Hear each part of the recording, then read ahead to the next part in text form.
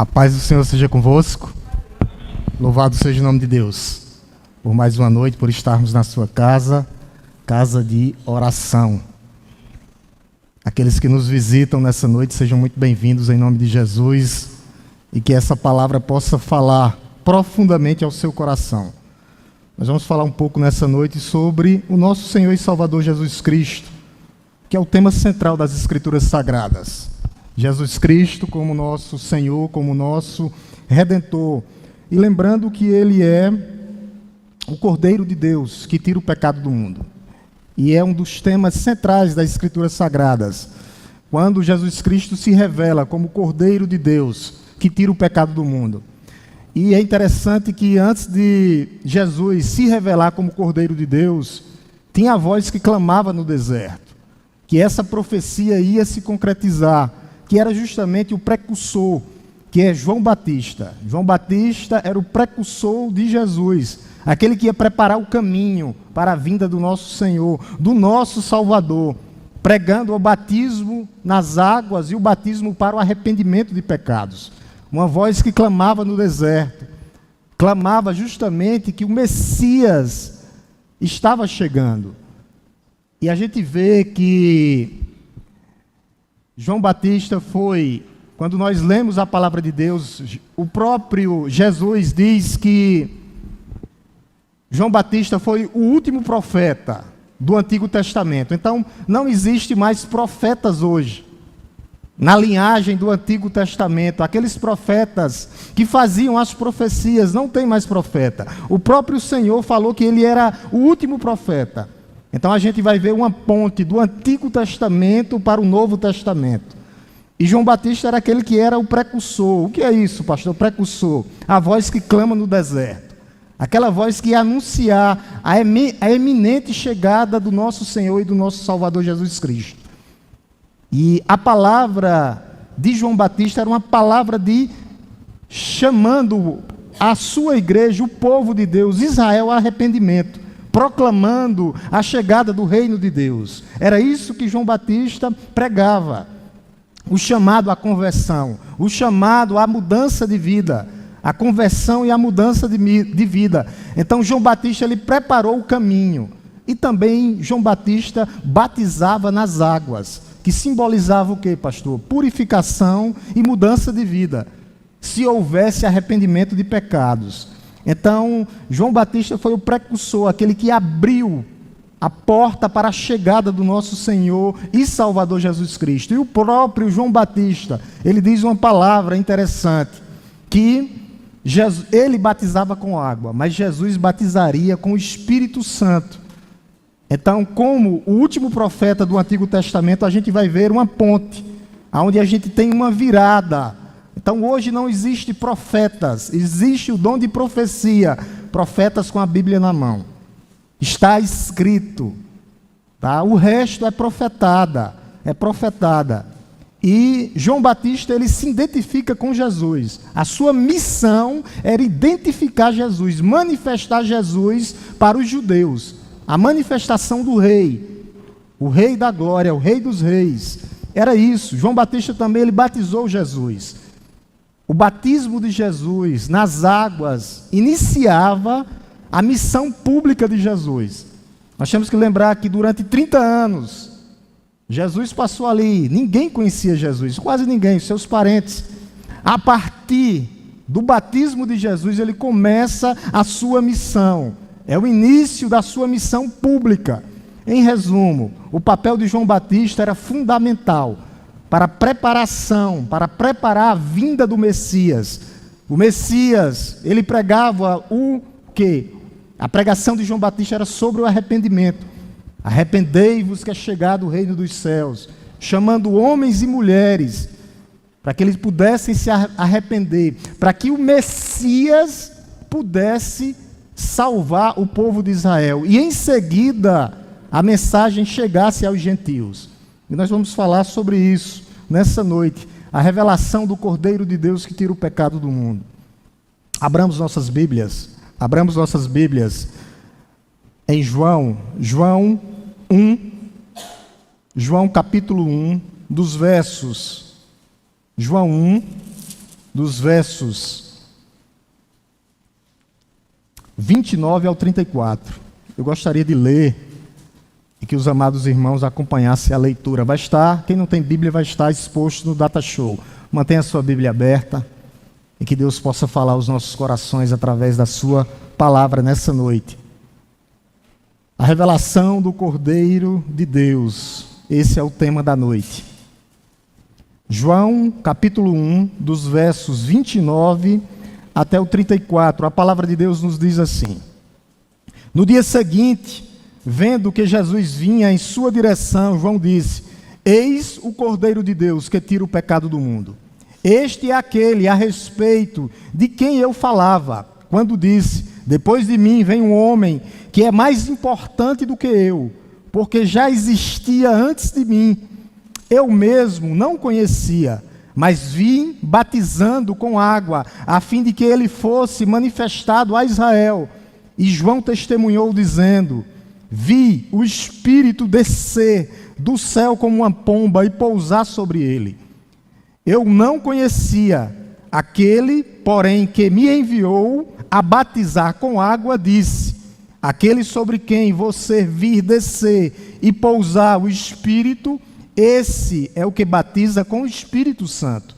Pois eu mesmo vi e dou testemunho de que ele é o Filho de Deus. Amém? Curve sua cabeça novamente, baixe sua fronte, vamos orar por iluminação e compreensão da parte de Deus. Te louvamos, Deus Todo-Poderoso, Criador dos céus e da terra.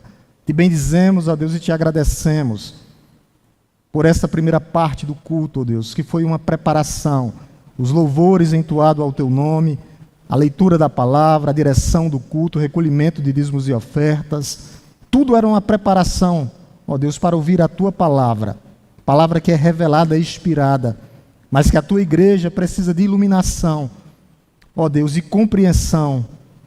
E nós te pedimos nessa noite, ó Deus, que o Senhor nos ilumine, para que nós possamos entender a tua palavra, que nós possamos estar com os nossos ouvidos sensíveis, ó Deus, a tua palavra, e com os nossos corações quebrantados e contritos, ó Deus. Fala, Senhor, aos nossos corações. Fala, Senhor, no nome santo e poderoso de Jesus. Amém? Meus irmãos, essa é uma das passagens mais poderosas, uma das declarações mais cristológicas do Novo Testamento, onde João Batista identifica Jesus como o Cordeiro de Deus que tira o pecado do mundo. E o primeiro ponto é justamente isso, a identificação do Cordeiro. João Batista era parente de Jesus. A gente vai ver isso no Evangelho de Mateus. Eles eram parentes, mas o próprio João Batista diz que não conhecia ele como Messias.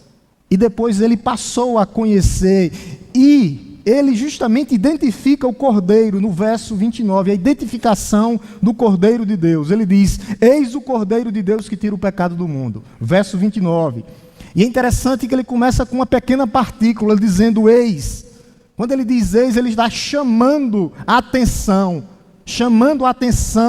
da sua igreja hoje. Chamou a atenção do povo naquele período, e hoje, através da sua palavra, essa mesma palavra ecoa, eis. Aqui é um imperativo que demanda o quê? Atenção imediata. Eis. Cristo está falando, eis. Demanda a atenção imediata da igreja, para que nós possamos olhar para o Cordeiro de Deus, atenção total. Não somente uma sugestão para olhar, não. Mas uma atenção imediata, demanda a atenção. Eis, olhe para o Cordeiro de Deus. Contemplem o Cordeiro de Deus. Eis o Cordeiro de Deus. O convite nessa noite é que nós possamos fixar os olhos no Cordeiro de Deus que tira o pecado do mundo. Não tirar os olhos de Cristo. O Cordeiro de Deus, o Salvador do mundo. Aonde está a nossa completa confiança? Se nós existimos, vivemos e nos movemos, é por causa do Cordeiro de Deus que tira o pecado do mundo. Então essa palavra eis, é a mesma palavra. Quando Gabriel veio dar notícia, o anjo Gabriel veio dar notícia do nascimento do Messias. Olha como uma pequena partícula importante na Bíblia. Eis, quando Gabriel diz: eis que trago as boas novas de salvação.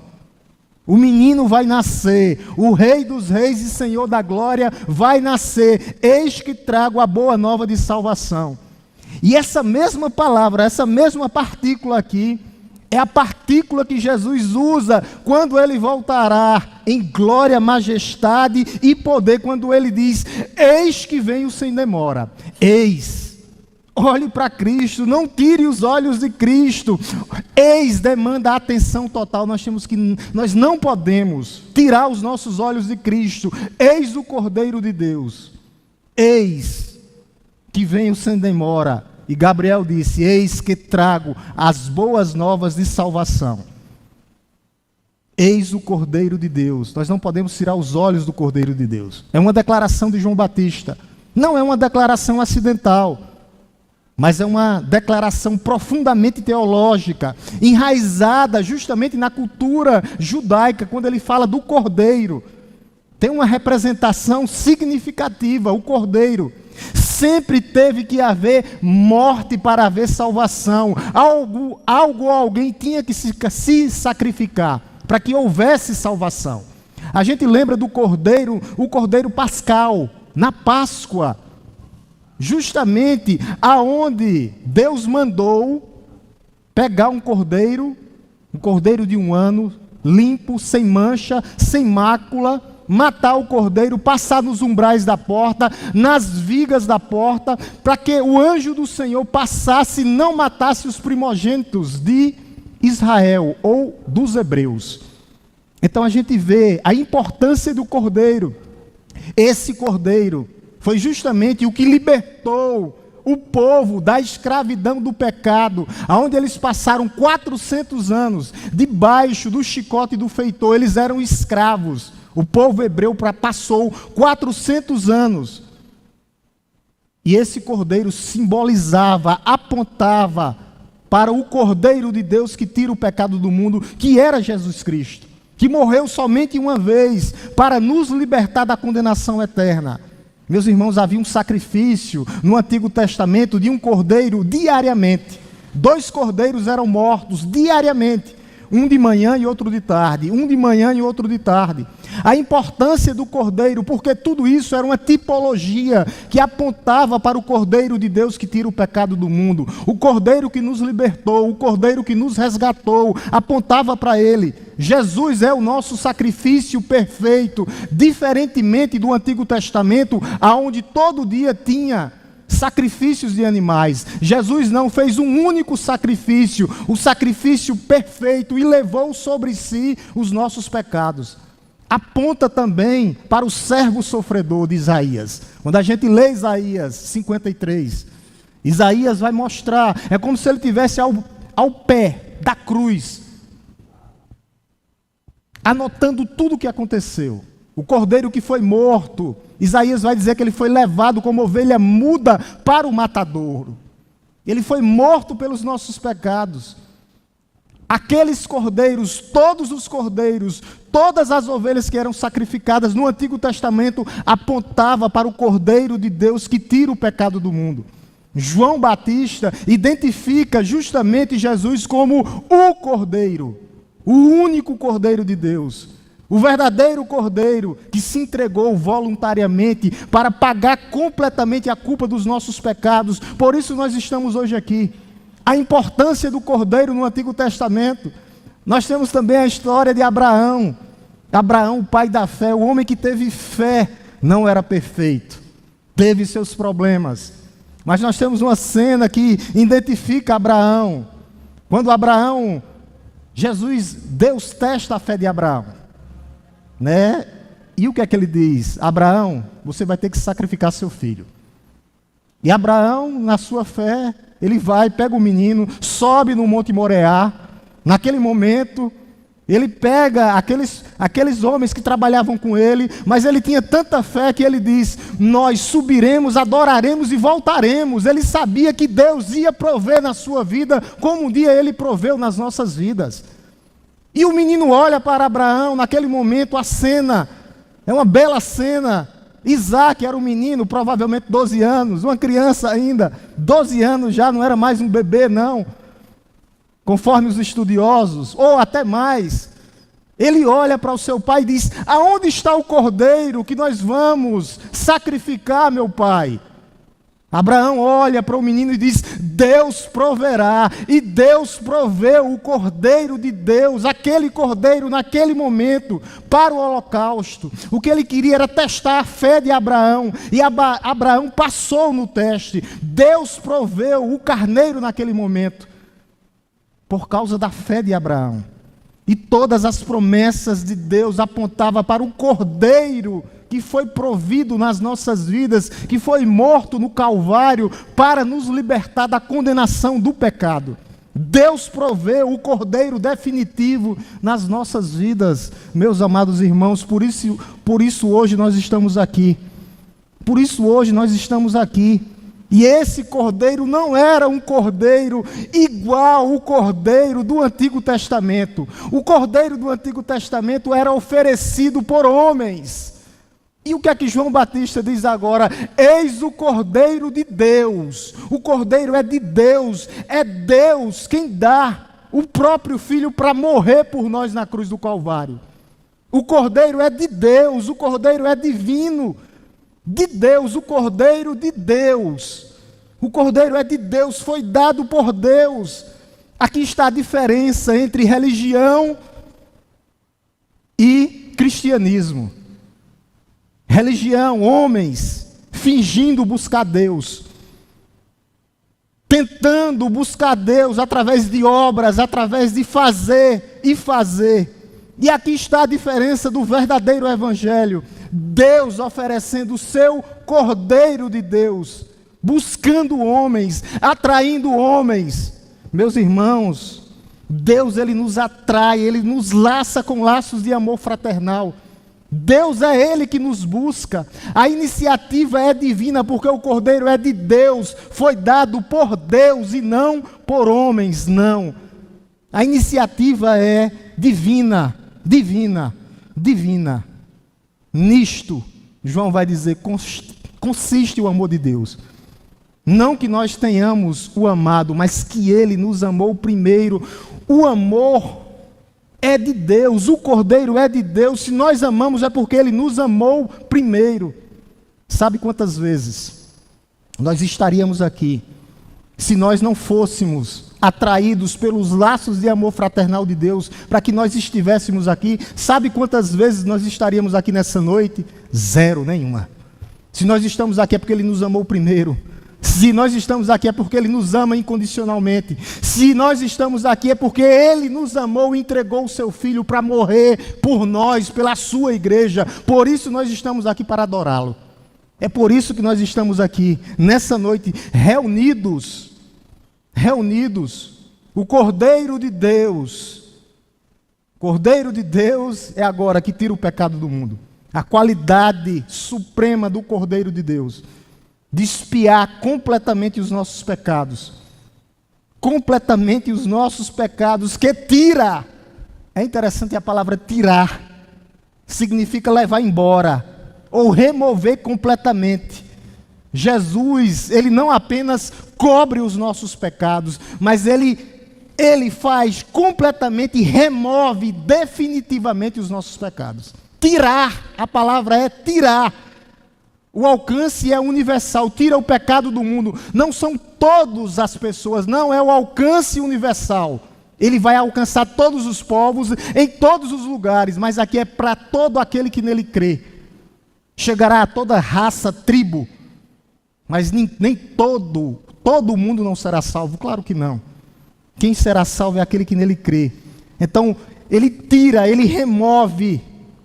Quando diz que Ele tira o pecado do mundo, aqui inclui judeus e gentios. Sempre a fala do Novo Testamento é essa. Quando você ouvir o mundo, é judeus e gentios. Em todos os cantos, em todos os lugares, em todas as épocas. Ele não faz acepção de pessoas, Ele chega para todo aquele que nele crê. Todo aquele que nele crê. É isso que significa todo mundo, todos os povos, judeus e gentios. E nessa natureza de tirar, há um aspecto duplo. É interessante que lá em Isaías 53, esse texto está ligado diretamente a Isaías 53. Isaías vai dizer que ele levou sobre si os nossos pecados, então ele é portador. Ele levou sobre si os nossos pecados, levou, e agora João diz que ele tirou. Levou, ele é portador, é ele que leva, não somos nós, é ele, e ele vai dizer que ele tirou, removeu completamente.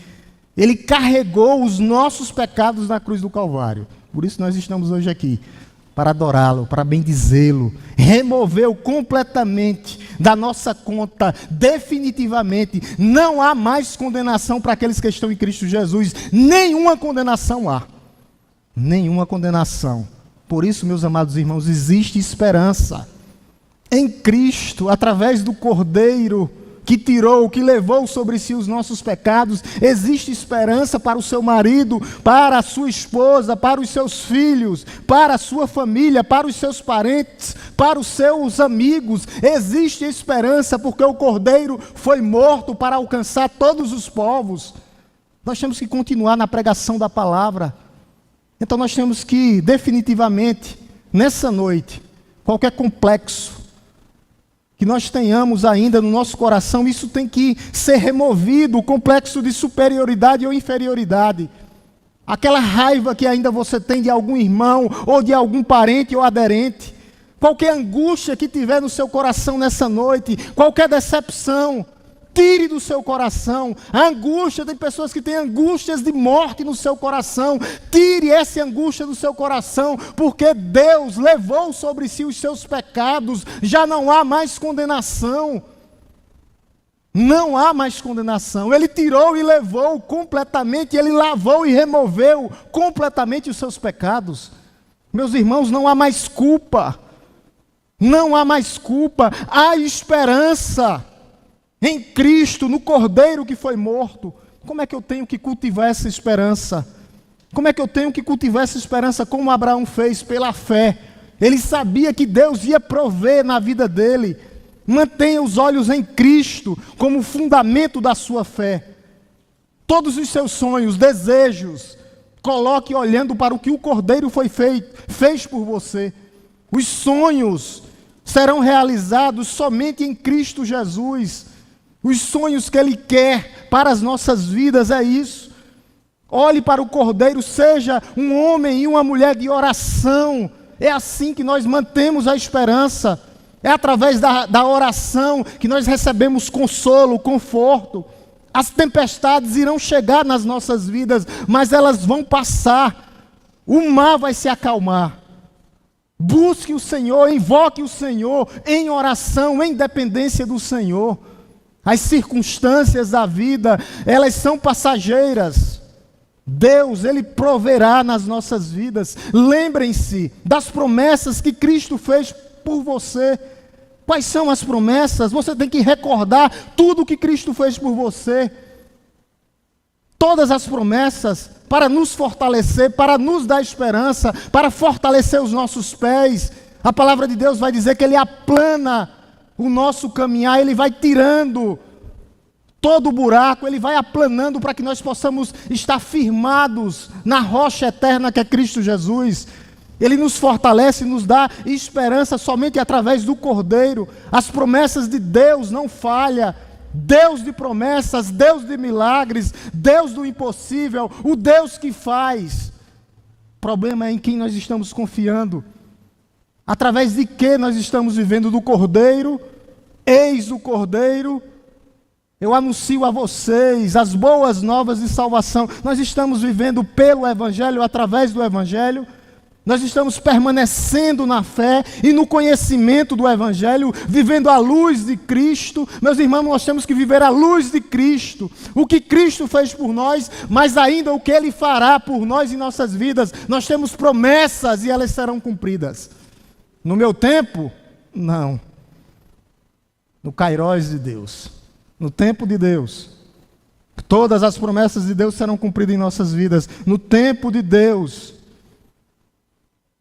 Segundo ponto, a preeminência de Cristo, versículo 30. Versículo 30, meus amados irmãos. A preeminência de Cristo. Versículo 30. João 1,30, a palavra de Deus nos diz assim: este é aquele a respeito de quem eu falava, quando disse, depois de mim vem um homem que é mais importante do que eu, porque já existia antes de mim. Ele já existia, ele é eterno, a preeminência de Jesus. E o que é que nós vemos aqui? A humildade de João. João era mais velho do que Jesus. João começou o seu ministério antes de Jesus, como voz que clama no deserto. Mas ele sabia que a primazia estava em Cristo. Jesus é preeminente. E nós temos que seguir essa humildade de João Batista. João Batista disse que ele cresça e eu diminua. Jesus vai mais longe e diz: bem-aventurados os humildes de espírito, porque deles é o reino do céu.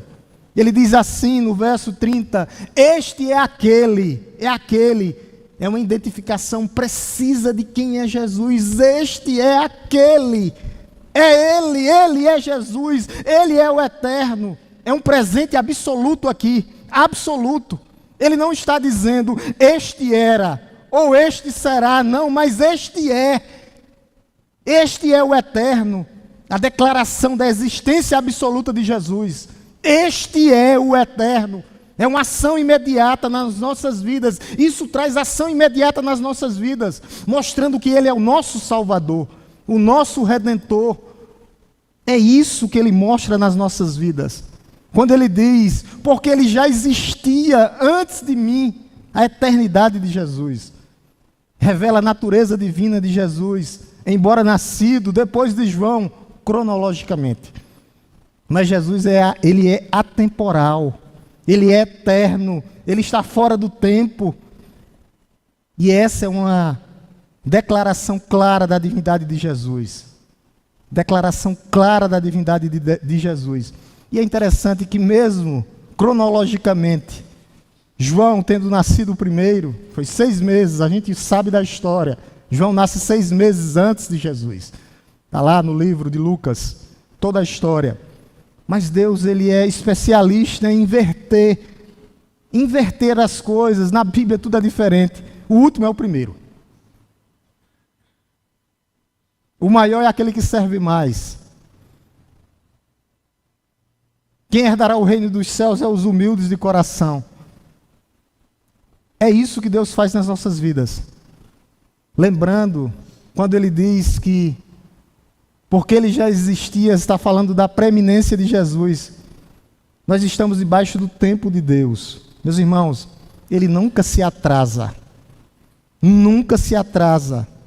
Ele vai agir nas nossas vidas no momento certo. O problema é, nós estamos tendo dependência desse Deus.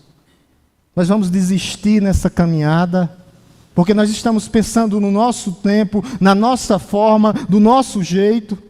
Não. Ele já existia porque Ele é eterno. Então Ele está com a história nas suas mãos, principalmente a história da sua igreja. Ele quer o melhor para a sua igreja, Ele quer o melhor para as suas ovelhas, Ele quer o melhor para os seus filhos. É isso que Ele quer para as nossas vidas. Aquele que veio depois de João tem toda a autoridade suprema, porque Ele é o Filho de Deus, Ele é o Deus vivo. É interessante que Jesus ele veio se revelando progressivamente. As Escrituras Sagradas mostram isso. E isso também na nossa caminhada acontece. Nós estamos progredindo na vida, nós temos que avançar dia a dia, progressivamente. Olha o que é que João diz no verso 31. Ele vai mostrar da revelação progressiva. Ele diz assim, verso 31, ele diz: eu mesmo não o conhecia, mas vim batizando com água, a fim de que ele fosse manifestado a Israel. O conhecimento limitado de João, eu mesmo não conhecia. Não significa que João não conhecia Jesus pessoalmente. A gente viu aqui que eles eram parentes. Maria era parente de Isabel, está lá em Lucas. Então eles eram parentes. Mas ele não reconhecia Jesus ainda como Messias, como Filho de Deus. E João disse que batizava, eu estava batizando. O batismo de João não era um fim em si mesmo, porque João batizava para o arrependimento. O que João batizava, aquele batismo de João, era justamente batizava para manifestar Cristo. Cristo viria, a voz que clama no deserto para anunciar Cristo a Israel. Era essa a intenção do batismo de João, manifestar Cristo. Todo o ministério de João teve um propósito específico: preparar o caminho para apresentar Jesus a Israel, aos judeus. E ele se revela no versículo 31. Olha o que ele diz, versículo 31. Ele diz justamente isso: que fosse manifestado a Israel. Primeiro, Jesus tinha que se manifestar a Israel, porque tudo isso está no Antigo Testamento. Que o Messias viria dos judeus, que o Messias primeiro seria manifestado para Israel. As profecias, a expectativa, tudo está na Bíblia, para que depois os gentios também fossem juntos com os judeus. Então havia uma profecia. E essa profecia se conclui quando João Batista anuncia o Cordeiro de Deus. Infelizmente, Jesus disse: eu vim para os meus e os meus não me receberam. Mas já tinha uma promessa que os gentios, toda no Antigo Testamento, nós faríamos parte da família de Cristo. Como é que nós vamos fazer parte da família de Cristo? Com aquele que batiza através do Espírito Santo. Nós temos que lembrar, João é bem claro, João batiza com água. Jesus batiza com o Espírito para a salvação, o Espírito Santo de Deus. Olha o que ele diz no verso 32 e 33. Verso 32 e 33, a palavra de Deus nos diz assim: e João testemunhou dizendo: vi o Espírito descer do céu como uma pomba e pousar sobre ele. Verso 33, eu não conhecia aquele, porém, que me enviou a batizar com água, me disse: aquele sobre quem você vir descer e pousar o Espírito, esse é o que batiza com o Espírito Santo. O que é que João diz aqui logo no começo? Que ele é testemunho ocular. Vi, no verso 32, vi o Espírito. João Batista foi a testemunha ocular, ele viu, foi ele que batizou Jesus. E aquele momento é um momento trinitariano, onde o Pai se manifesta, o Espírito Santo desce sobre Jesus e Jesus inicia automaticamente o seu ministério. E Deus diz, naquele momento do batismo: esse é meu Filho amado em quem eu tenho prazer. A manifestação trinitariana naquele momento, o cumprimento de todas as profecias, que o Espírito repousaria sobre o Messias. João presenciou pessoalmente esse cumprimento das promessas. E ele diz aqui que o Espírito Santo ia descer como uma pomba. Tá? Então não foi uma pomba branca, tá, igreja? Que desceu sobre a cabeça de Jesus como uma pomba, simbolizando que Jesus seria o príncipe da paz. A pomba tem essa simbologia de paz, de pureza, da presença divina. Não desceu uma pomba branca sobre Jesus não, tá? Não pensem nisso não. Não desceu. Como uma pomba. Tá? Porque a pomba era símbolo de paz. E Jesus é o príncipe da paz, que nos dá toda a paz de Deus que excede todo entendimento. Todo entendimento. Havia um sinal, quando ele diz no verso 33, que Deus haveria de revelar a ele, aquele a quem sobre o Espírito descesse. E na hora que ele batiza Jesus nas águas, o Espírito Santo veio em forma de pomba, e ele foi batizado, e o Espírito Santo desceu sobre ele e permaneceu sobre ele. Este sinal foi cumprido completamente em Jesus.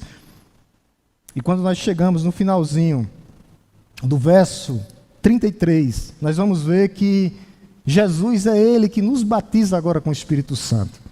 Jesus é quem nos batiza, porque é ele que nos traz salvação. Olha o que ele diz lá no finalzinho.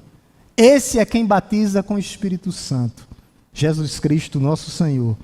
João batizava com água, mas Jesus batiza com o Espírito Santo, trazendo regeneração, santificação e salvação. Tudo aquilo, aquele batismo de João era uma preparação para o batismo de Jesus, que é o batismo transformador. E a gente vai ver as distinções. Quando ele diz no verso 33, ele diz no comecinho: e João testemunhou dizendo, 33, Eu não conhecia aquele, porém, que me enviou a batizar com água. A gente vê que João batizava com água. E a água, simplesmente naquela época, tinha um símbolo de pureza e ainda hoje tem. Ela nos lava, ela nos limpa, ela nos purifica. E o batismo de João também tinha um símbolo de morrer para o pecado e viver para Cristo. Era só isso. Tinha limitações, era preparatório, apontava para algo maior. Aquele batismo nas águas era externo, não produzia regeneração. O propósito específico era preparar Israel para receber o Messias que viria, o cumprimento de todas as promessas. O batismo de Jesus, sim, o batismo com o Espírito Santo. Vi descer e pousar o Espírito. Esse é quem batiza com o Espírito Santo. Como nós fomos batizados um dia, meus irmãos. Aí aqui sim, a regeneração verdadeira, a transformação, a mudança de coração, tirando o coração de pedra e colocando o coração de carne. Não é um ritual, o batismo de Jesus, aquele que batiza com o Espírito Santo. Aqui há eficácia transformadora. Produz o que, pastor? Novo nascimento. Produz o que, pastor? Vida eterna. Produz o que, pastor? Santificação progressiva. Produz o que, pastor? O batismo de Jesus. Glorificação final. Eternidade. É isso que significa ser batizado pelo Cordeiro de Deus que tira o pecado do mundo. E esse Espírito, Jesus disse que ia permanecer conosco eternamente.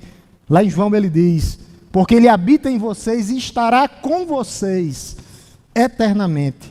Essas são as promessas em nossas vidas. As promessas que o Cordeiro de Deus, o que Ele faz pela sua igreja, o que Ele faz em nossas vidas. E João termina uma das mais belas confissões. Eu acho que aqui é uma confissão suprema, no verso 34, dizendo, este é o Filho de Deus. Versículo 34, olha o que é que ele diz. Versículo 34. Pois eu mesmo vi e dou testemunho de que ele é o Filho de Deus. A certeza da visão. Eu vi. Ele teve experiência pessoal com Jesus. Qual a experiência que nós estamos tendo dia a dia com Jesus Cristo? Nós estamos tendo uma experiência de relacionamento com Jesus. Nós não precisamos ver. Hoje nós precisamos crer. Bem-aventurados os que não viram, mas os que creram no meu nome. Não há dúvida aqui do testemunho de João. Ele testemunhou. Qual o nosso relacionamento hoje com Jesus? Qual o relacionamento com Jesus? João disse, eu dou testemunho. Eu continuo testificando. Enquanto João viveu, ele continuou testificando. Apontando para Jesus. Mostrando quem é Jesus. Ele não testemunhou naquele momento e parou, não.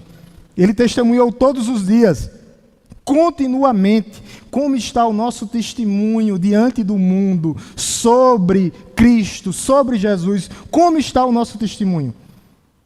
Nós apenas testemunhamos de vez em quando? Ou nós estamos fazendo como João Batista, continuamente, quando ele diz aqui, pois eu mesmo vi e dou testemunho aqui, testificando diariamente a palavra no grego. Nós estamos testificando sobre Cristo. Não é sobre nós, mas o que Ele fez sobre nós, o que Ele fez por nós. Como é que está o nosso testemunho diante de Deus? Nós estamos testemunhando para que nós possamos impactar Araripina, impactar a nossa família, impactar os nossos parentes, impactar a nossa vizinhança, impactar Araripina. Como é que está o nosso testemunho diante de Deus? Nós estamos falando com convicção que nem João disse, Ele é o Filho de Deus. Nós temos essa convicção de que Jesus é o Filho de Deus, o nosso Salvador, o nosso Redentor, aquele que nos substituiu na cruz do Calvário. Convicção no nosso coração, nós temos certeza que nós fomos livres, libertos em Cristo e por meio dele, nós temos convicção disso, como João tinha. Ele é o Filho de Deus. Essa tem que ser a confissão mais elevada da igreja. Jesus Cristo é o Filho de Deus, a saber. Essa tem que ser a convicção das nossas vidas. Jesus não é um profeta simplesmente, ou um mestre. Não, ele é o Filho de Deus eterno. E quando nós falarmos isso com convicção, nós vamos impactar a Aripina e o mundo, porque isso traz transformação na vida das pessoas. Transformação completa. Jesus Cristo transforma de dentro para fora. Ele muda a nossa história, Ele muda a nossa mente, Ele muda o nosso caráter, Ele transforma a nossa vida, Ele muda a nossa história completamente, totalmente. Mas nós temos que ter convicção de que Ele é o Filho de Deus, como João Batista tinha. Nós temos que ter, e quando nós temos, nós declaramos. Nós não nos escondemos, não. Nós temos que declarar publicamente a nossa confissão de fé, para que outras pessoas tenham o que nós tivemos um dia: salvação, redenção, transformação de vida. E Ele transforma. Pastor, mas eu estou passando por uma crise, eu também, seu irmão que está do lado também, o Brasil também, o mundo também, não é só você. Cada um de nós temos o nosso espinho na carne, mas Deus é por nós. Quem será contra nós? Resposta: ninguém. O problema é qual a convicção da minha vida. Quem é Jesus para mim? Ele é o Filho de Deus, a saber, aquele que tem toda a autoridade nos céus e na terra. Quem é Jesus para mim e para você? Qual a convicção? O que Ele fez por mim? Qual o testemunho que eu dou de quem é Jesus? O que Ele fez por nós? Para que nós possamos impactar com essa declaração, a mais alta que tem de todas. É essa convicção que vai mudar, que vai transformar pessoas e vidas. Talvez comece após você sair do culto, quando você pregar para a sua família, para seu marido, para a sua esposa, dizendo e mostrando quem é Cristo. O nosso papel simplesmente é testemunhar. Eu mesmo dou testemunho, eu mesmo testifico. Eu vi com os meus olhos, disse João Batista. E nós cremos. E agora nós pregamos e falamos para que outros sejam transformados também. Essa transformação é uma transformação radical, que muda completamente as nossas vidas. Vai mudar a nossa história, a história dos nossos filhos. Nós vamos ver a vida com uma perspectiva diferente.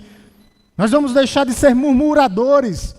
Por tudo nós murmuramos. Quando nós olharmos para o Cordeiro de Deus que tirou, que sarou o mal da humanidade, que é o pecado. É o pecado, meus irmãos.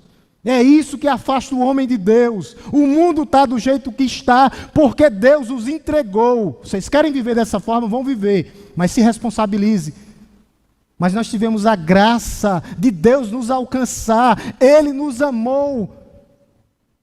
Há expectativa para o pior dos pecadores. Então não se preocupe com aquele parente seu que ainda não é cristão. Continue orando e dando testemunho.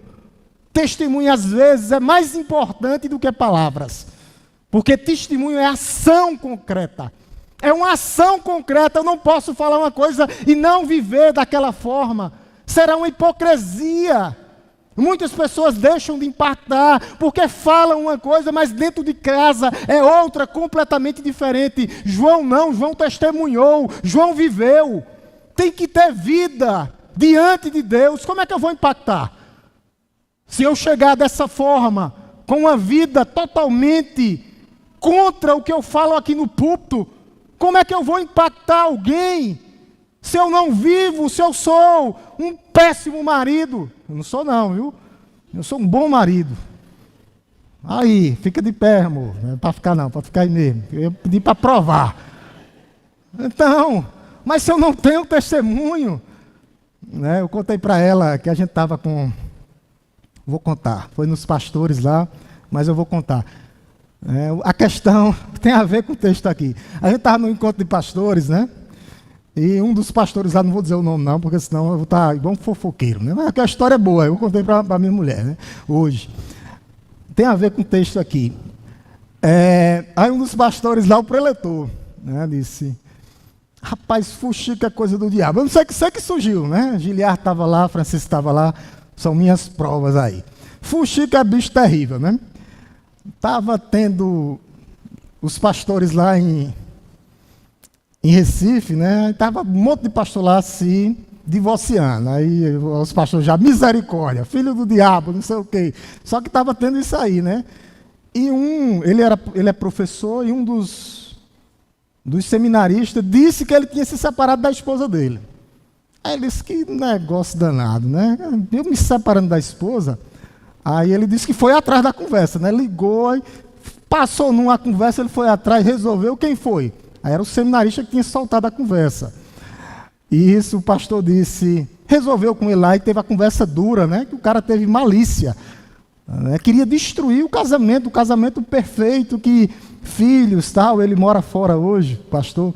Só que ele, quando chegou em casa, disse o nome da esposa dele, disse, minha filha, está acontecendo isso e isso, né? Está saindo esses comentários aí. A esposa dele olhou e disse, onde há fumaça, há fogo. O que está acontecendo? Está acontecendo alguma coisa mesmo? Porque onde há fumaça, há fogo. Aí ela duvidou naquele momento. Ela disse, não, meu amor, pelo amor de Deus, não aconteceu nada. Mas, resumindo aqui, a gente não pode, meus amados irmãos, viver uma vida, diferente daquilo que nós falamos. Nós somos o que nós falamos, nós somos o que nós vivemos. Nós não podemos inverter a coisa, não. Eu falo uma coisa aqui, quando eu saio da porta da igreja, eu sou outra completamente diferente. Isso não condiz, isso não vai impactar ninguém, isso não vai mudar ninguém. Ao contrário, vai ser um péssimo testemunho, como foi o daquele seminarista que inventou uma história contra o pastor. Mas eu falei para a minha mulher, a mulher dele estava brincando, meu irmão. Ele disse, aonde há fumaça, há fogo. Aconteceu alguma coisa mesmo? Mas poderia ter destruído o casamento. Nós somos o que nós vivemos, nós somos o que nós falamos. Nós não podemos esconder, nós escondemos dos homens. Você pode esconder do seu marido, você pode esconder da sua esposa, você pode esconder do seu pai e de sua mãe, mas você não esconde de Deus. Deus, os olhos dele é como chama de fogo, ele vê tudo, ele sabe de tudo. De tudo. De tudo. Perfeição, pastor, ninguém está cobrando perfeição. Eis o imperfeito começando, pelo quem está no púlpito. Mas nós vamos lutar para nós sermos o que nós falamos. Nós não podemos ter uma vida dupla. João Batista não tinha. Ele testemunhava sobre o Filho de Deus. Ele é o Filho de Deus, eu sei quem ele é. Eu sei o poder que ele tem de transformar vidas completamente. Ele é o Filho de Deus a saber. E nós temos que ter essa convicção. Pois eu mesmo vi, nós agora cremos. Nós não precisamos ver, mas crer. E crer aqui é viver. Viver. E você vai ver a mudança que ele vai trazer na sua vida. Só precisa você viver. Pastor, eu estou passando por um problema de saúde. Não é só você. Pastor, eu estou passando por um problema financeiro. Não é só você. Deus, ele vai reverter essa história. Nós temos que fazer o seguinte, colocar a nossa casa em ordem. Nós não podemos dizer uma coisa, João testemunhou, eu testifico, eu testemunho. Quando ele diz eu testemunho, eu vivo. Vivo. Isso não impacta na vida ter dificuldades. Não impacta. Mas as promessas de Deus serão cumpridas em nossas vidas, todas elas. Kairos, não no Cronos, no meu Cronos, do meu relógio, não. Não acontece no meu Cronos. Acontece no Kairos, no tempo de Deus. Na hora certa, no momento exato. E eu termino com algumas aplicações, para que a gente possa pensar no que a gente falou. Para aqueles que já são crentes. Nessa noite, eu quero que sua vida nessa noite, a partir de hoje, seja uma vida de gratidão a Deus. Lembre-se diariamente que Jesus é o Cordeiro de Deus, o Cordeiro Pascal, que o livrou da condenação eterna. E não é por acaso que você está aqui hoje. Tenha gratidão a Deus, murmure menos, ore mais, ajude mais, viva mais, ame mais. Tenha gratidão a Deus. Faça que nem João Batista, segundo, para os crentes ainda. Tenha um testemunho fiel. Seja fiel no seu testemunho. Como João Batista foi. Nós devemos testemunhar continuamente O testemunho é sobre Cristo. Não é sobre mim, não é sobre o meu irmão, mas a transformação que Cristo trouxe nas nossas vidas. Aí sim nós podemos pegar a vida de uma pessoa como exemplo. Olha lá quem era. Aquele lá é ele mesmo. Ele muda o testemunho, o que Cristo fez. Nós temos que testemunhar sobre Cristo, apontando para Ele, para Cristo. Sempre é Cristo na vida da igreja. Terceiro, para a vida da igreja, uma vida de humildade, humildade genuína. Humildade genuína. Nós temos que reconhecer quem é Cristo e quem nós somos. Deus, único, puro, santo, nós falhos, fracos. Nós temos que reconhecer quem nós somos. Quem nós somos. Homens e mulheres humildes. Deus tem que quebrar os nossos corações, quebrantar os nossos corações. Se nós não quebrantarmos, Ele quebra. Quebra. Não pense. Ele quebra porque Ele quer o melhor. Se Ele tiver que quebrar a pata, Ele quebra da ovelha. Ele vai botar no ombro de novo, mas carrega, enfaixa e dói. Que nós possamos ter quebrantamento em nossas vidas. E isso tudo através de humildade. João Batista disse que Ele cresça e eu diminua, que Ele apareça e eu suma. Era isso que João Batista estava falando. É Ele, não somos nós. Nunca foi. A igreja avança no poder do Espírito Santo. Avança no poder do Espírito Santo. Nós temos que ter certeza. Qual o nosso propósito do nosso ministério? Qual o objetivo do nosso ministério? É proteger minha família, é proteger minha mulher, é proteger os meus filhos, ensinando eles no caminho que eles devem andar, através do que Cristo fez. O meu propósito é isso, através de Cristo. O reino de Deus é o primeiro lugar da minha vida. Isso é um fato na minha vida. Esse é o propósito de vida. É Cristo.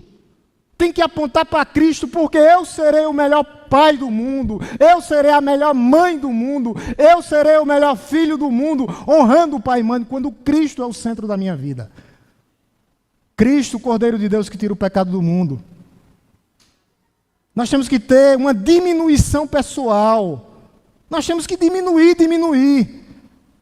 Jesus era Deus de Deus. Coeterno, coigual, se fez um de nós, desceu da sua glória, vai dizer lá em Filipenses, se esvaziou. Nós temos que nos esvaziar. Ego, para lá. Vaidade, para lá. Para lá. Nunca combinou. Crente e vaidade. Crente e orgulho. Dois contrastes. Estava brincando lá na sala hoje, nos batizandos. E eu dizendo para ele lá, tem pessoas que às vezes têm vergonha de falar com outro irmão na igreja, mas às vezes é porque o pastor tem 8,25 e não vê os irmãos. Porque se eu ver, aí às vezes tem a miopia, aí 8,25, quase cego, pastor. Não é cego não. Pela graça de Deus, mas 8,25. Mas tem pessoas, e eu falando, brincando, dizendo que a mulher é mais sensível, né? Mas mulher não falou comigo. Às vezes não, a mulher está numa correria, não deu nem tempo, coitada. Mas a mulher fica mais sentida, né? O homem não, o homem passou, opa, como é que está tudo? Vai-se embora. A mulher já fica toda sentida, toda doída. Tem alguma coisa contra mim, a irmã não falou comigo hoje. Meu Deus, o que está acontecendo?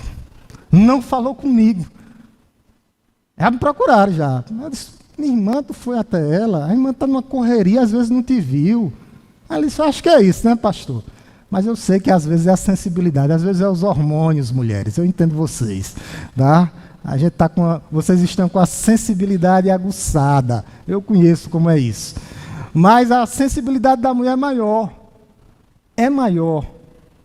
Meus irmãos, que nós possamos, voltando para o texto, diminuir, nos esvaziar, sabe, completamente, E as pessoas, às vezes, não é sobre nós, como eu falei. Às vezes foi porque a irmã não te viu mesmo, ou o irmão não te viu. Não é pessoal. Né? A irmã perguntou, pastor, você lembra de todos os nomes das pessoas da igreja? Eu disse, de vez em quando falha. Mas eu conheço e lembro de cada um, porque eu oro por cada um. Não? Você sabia que eu oro por você? Individualmente e pessoalmente. Pelo menos uma vez por semana. Teu nome está lá no caderninho, na lista lá. Como é que vai esquecer, hein? Não esqueço, não. Isso não é mérito, não.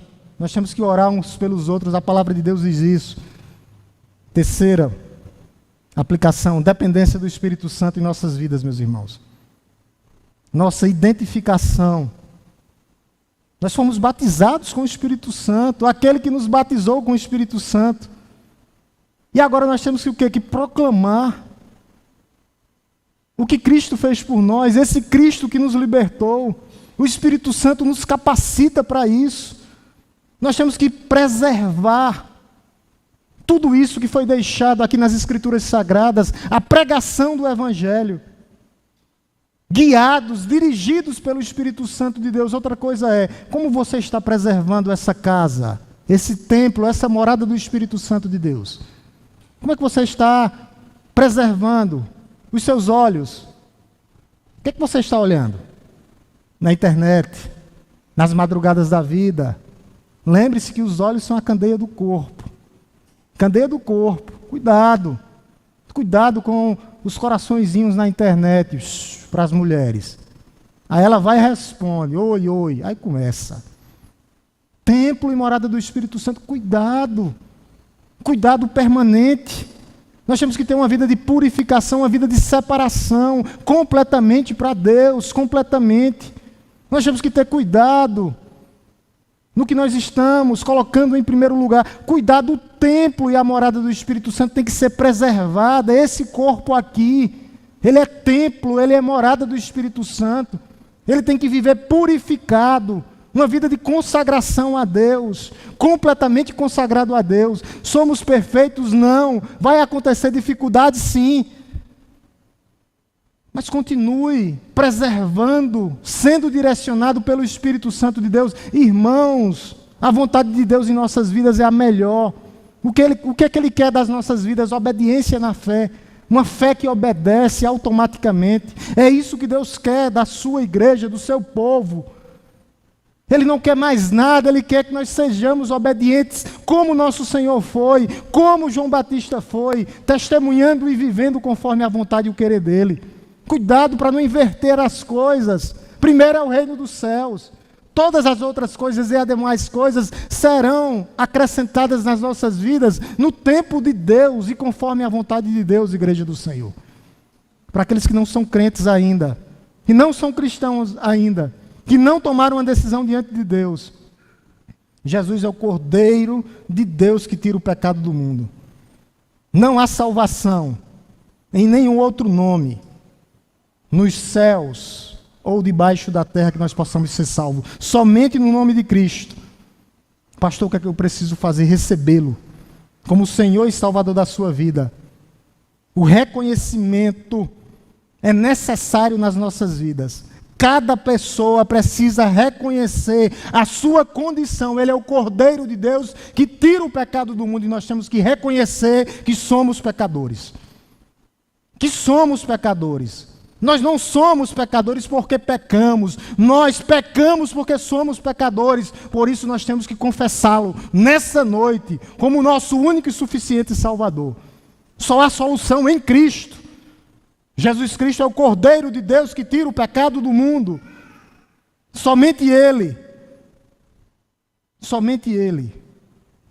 Religiosidade não pode te salvar.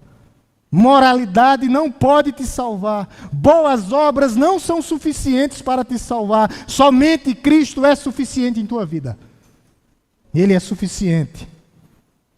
Por isso tem que ter uma decisão urgente. Eis o Cordeiro. O apóstolo Paulo vai dizer também, eis agora o tempo. Eis o tempo aceitável do Senhor. Eis o tempo para tomar uma decisão diante de Cristo. Eis o dia da salvação. Pode ser hoje, nessa noite. para nós que já somos, permanecer. A palavra é essa de ordem. Aquele que persevera, aquele que perseverar até a morte.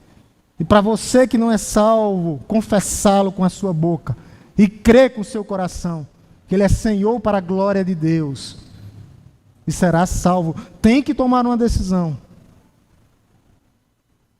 Tem que tomar uma decisão. Vamos orar em nome de Jesus? Curvemos nossas cabeças, vamos orar. Quem é Cristo? Eis o Cordeiro de Deus, que tira o pecado do mundo. Oremos. Senhor nosso Deus, nosso Pai que estás no céu, nós te louvamos, Deus, nessa noite. Nós te bendizemos, ó Pai, pela tua maravilhosa palavra. A tua revelação, ó Deus, que tu fizestes através de João Batista, quando ele diz, uma das maiores declarações da palavra de Deus: eis o Cordeiro de Deus que tira o pecado do mundo. Apontou para o Cordeiro que foi morto pelos nossos pecados, foi levado ao matadouro, pelos seus tosqueadores, não abriu a boca, foi obediente até a morte, morte de cruz. Ó Deus, e nós te rendemos graças nessa noite, ó Pai. Porque nós sabemos que através do Cordeiro de Deus que tira o pecado do mundo, há esperança, a certeza, ó Deus. E a certeza está em Cristo. Que todas as coisas, ó Deus, cooperam para o bem daqueles que amam a Deus. Que nós possamos, ó Deus, continuar olhando para Cristo, não tirar os olhos de Cristo. Cristo como fundamento, como rocha eterna, como Senhor da igreja, como cabeça da igreja, como pedra de sustentação, pedra angular, pedra de esquina, rocha eterna. Ó Deus, que nós possamos olhar para o Senhor, como João Batista olhou, viveu e testemunhou. Não era perfeito, mas vivia o que falava. Toma, Senhor, as nossas vidas nessa noite. Toma, Senhor, a vida de cada um dos teus filhos nessa noite. Ó Deus. Que o Senhor possa ir de encontro, ó Deus, com aqueles que estão passando por algum tipo de necessidade. Às vezes nós não sabemos, Senhor, mas Tu sabes. Principalmente da luta de cada um. Cada um na sua área. Às vezes é família, é negócio, é vida pessoal, é problemas financeiros. Ó Deus, Tu sabe. Tu é um Deus que provê. Provém no tempo certo e nas coisas certas, ó Deus. Por isso nós colocamos cada um desses que estão aqui presentes na Tua presença, ó Pai, para que o Senhor possa, ó Deus, estar com eles, orientar a vida deles, ó Deus, conduzir cada um individualmente. Que nós venhamos, ó Deus, a ter, ó Deus, mais e mais dependência do Senhor. Ó Deus, sermos filhos do Altíssimo, vivendo conforme a Tua vontade e o Teu querer. Ó Deus, nós somos tão falhos, tão fracos, ó Deus, limitados, mas nós confiamos no Senhor, totalmente no Senhor. A nossa vida está diante do Senhor, diante do Teu altar, diante da Tua presença, ó Pai. Fica conosco, ó Deus, nesse restante de semana. Tu sabes, ó Deus, da história de cada um aqui, da vida da Tua igreja, ó Deus, do Teu povo que Te chama pelo Teu nome. Alguns, ó Deus, com os pensamentos que não Te agrada, pensando até,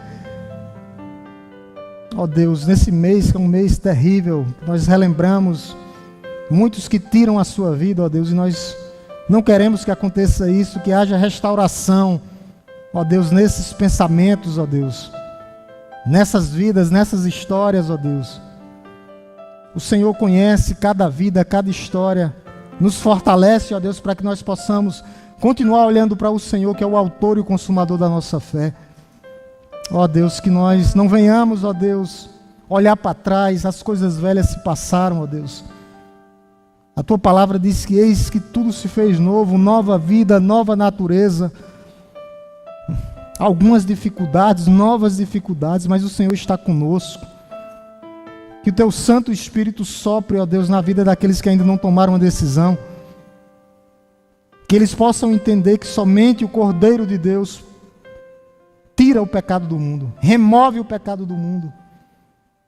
E para isso nós temos que confessá-lo, olhar para Cristo, não desviar os olhos de Cristo. E Ele vai trazer, ó Deus, libertação. Libertação verdadeira, ó Deus, somente através do Cordeiro de Deus que tira o pecado do mundo. Ó Deus, que haja salvação na vida, ó Deus, esses jovens que ainda não tomaram a decisão diante de Ti, ó Pai. Que eles possam Te confessar publicamente, a confissão é pública, ó Deus. Que Teu Santo Espírito, ó Deus, possa convencê-los do pecado, da justiça e do juízo. Sopra, Espírito Santo de Deus, faz, Senhor, que nós não podemos fazer. Vai, Senhor, de encontro àqueles corações, transformando, restaurando, resgatando, tirando do império das trevas, ó Deus. Trazendo, ó Deus, para o reino do Filho do Teu amado. Ó Deus, regeneração verdadeira somente através do que Cristo fez. É Ele que batiza com o Espírito Santo, nós lemos hoje. João Batista batizava com água, Jesus batiza com o Espírito Santo para a salvação. Mas para que isso aconteça, nós temos que crer. A Tua palavra diz, ó Deus, lá em Efésios, tendo ouvido a palavra, o evangelho da salvação, tendo nele crido, receberão o selo da promessa, o selo do Espírito Santo. O batismo do Espírito Santo, Jesus, aquele que batiza com o Espírito Santo para a salvação, trazendo mudança de mente, transformação. Ó Deus, que o Senhor possa, ó Deus, nos direcionar nessa semana que está se iniciando hoje. Nós possamos ter uma semana na Tua presença, uma semana abençoada e abençoadora. Nós possamos, ó Deus, receber as Suas bênçãos espirituais, mas que nós possamos ser bênçãos na vida de outras pessoas. Que o amor de Deus, Todo-Poderoso, Criador dos céus e da terra, que a graça redentora, salvadora, transformadora do nosso Senhor e Salvador Jesus Cristo, e que as doces consolações do Espírito Santo de Deus esteja conosco, não só hoje, mas todos os dias das nossas vidas. Oração silenciosa, a igreja se despede.